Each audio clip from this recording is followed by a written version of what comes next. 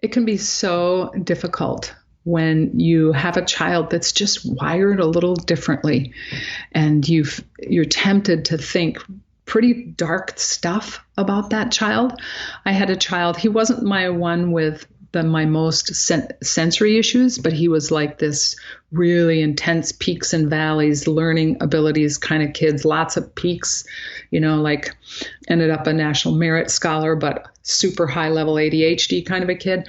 And he was so difficult. And I can remember thinking, you are the three-dimensional representation of my failure as a parent, so I've been there. I know how tough that can be. And yet to be able to stop ourselves when we think these automatic negative thoughts, these toxic half-truths, sometimes they're fully toxic lies. Usually they're toxic half-truths that have a little coating of truth, like the coding of that statement might have been, I'm struggling as a parent, and it shows up the most in my relationship with my son. But we exaggerate it to become this toxic lie, and then we swallow it, and it becomes toxic within our souls.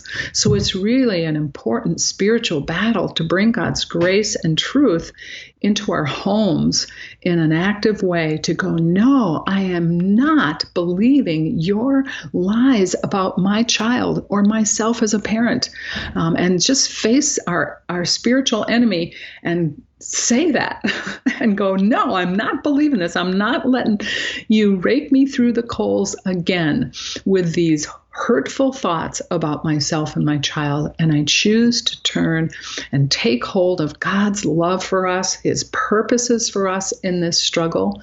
I can remember in my struggles with our son, just being face down on the carpet, pounding and crying out to God. And why did you make them like this? Why did you make me like this? I feel like I'm angry all the time.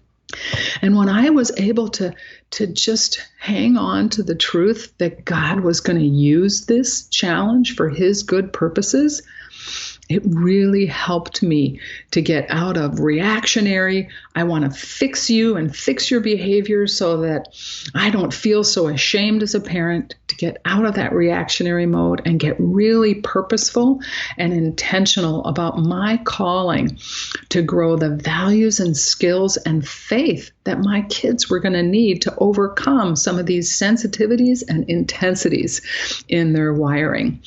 And that's an amazing faith journey that can enrich our relationship with Christ in a wonderful way.